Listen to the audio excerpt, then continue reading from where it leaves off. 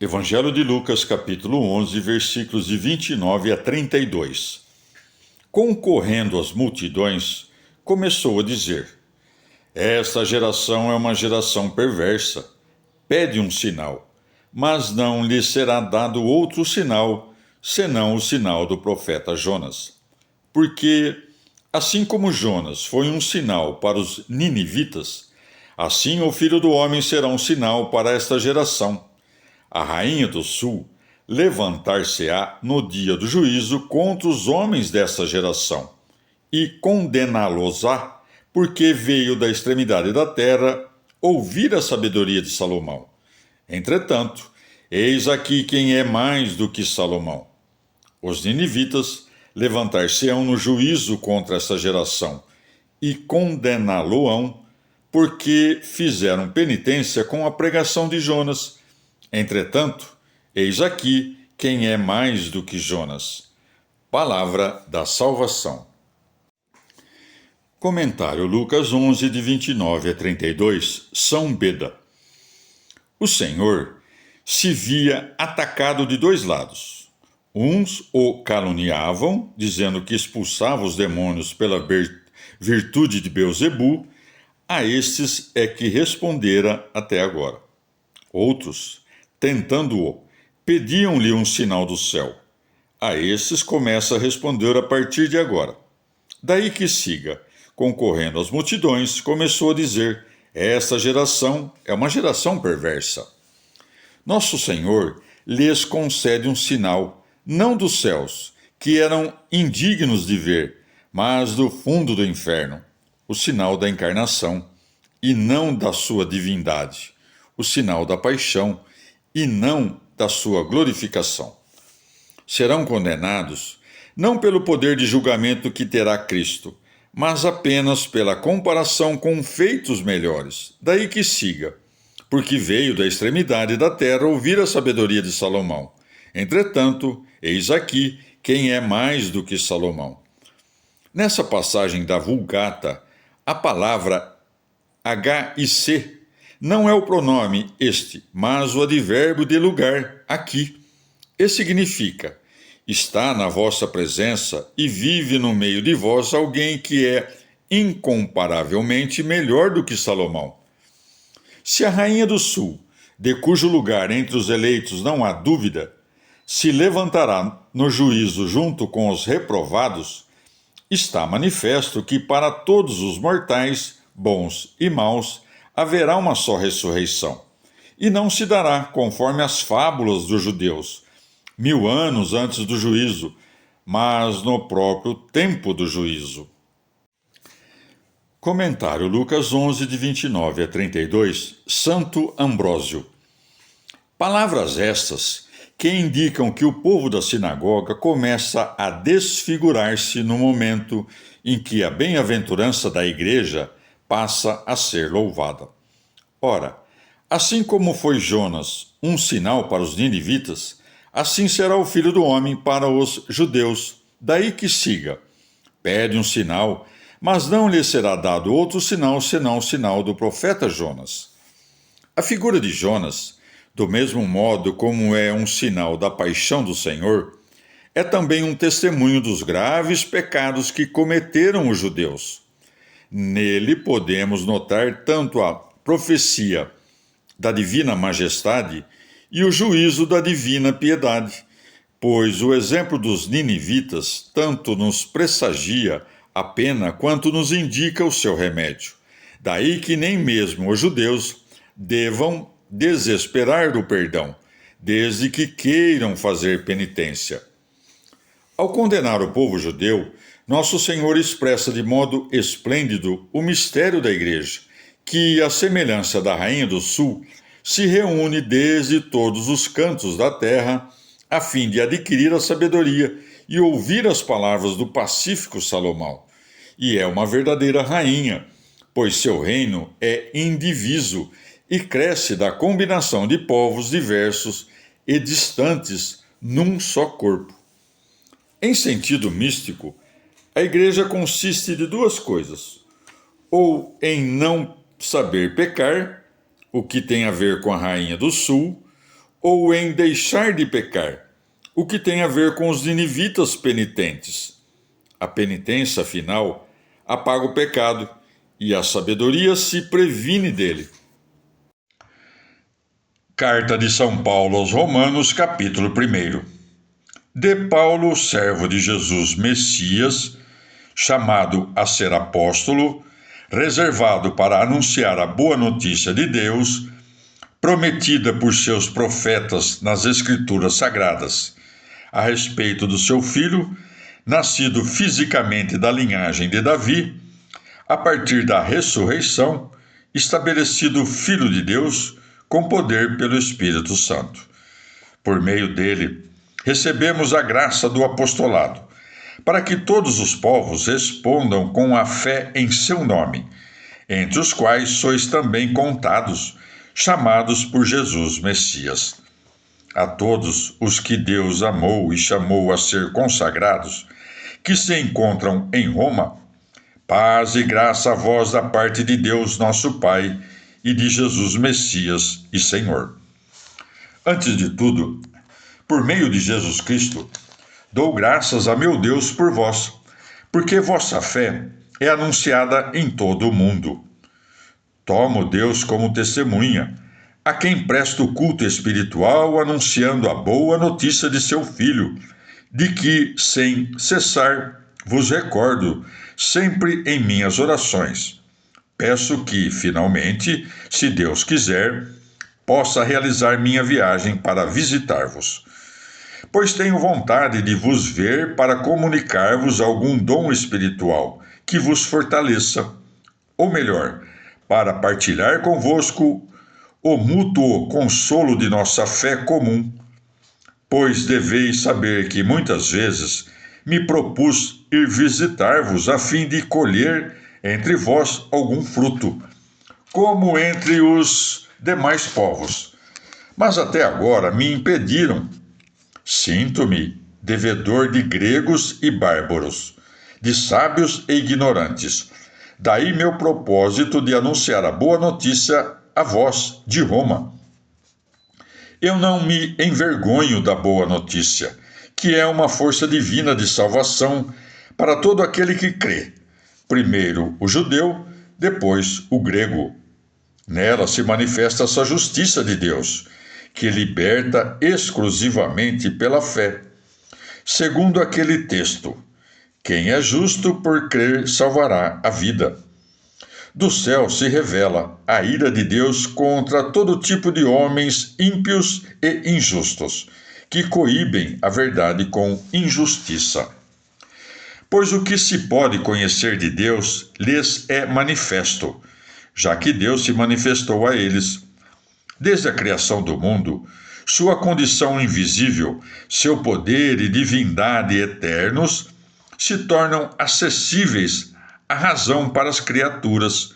Por isso, não tem desculpa, pois, embora conhecessem a Deus, não lhe deram glória nem graças, mas se perderam em vãos raciocínios, e sua mente ignorante ficou às escuras. Alardeavam de sábios, resultaram nécios. Trocaram a glória do Deus incorruptível por imagens de homens corruptíveis, de aves, quadrúpedes e répteis. Por isso, Deus os entregou a seus desejos imundos, que degradam seus próprios corpos. Visto que mudaram a verdade de Deus pela mentira, veneraram e adoraram a criatura em lugar do Criador. Bendito seja Ele para sempre. Amém. Por isso Deus os entregou a paixões vergonhosas. Suas mulheres substituíram as relações naturais por outras antinaturais. O mesmo aconteceu com os homens. Deixando a relação natural com a mulher, arderam em desejo mútuo, cometendo infâmias homens com homens e recebendo em sua pessoa a recompensa merecida por seu extravio.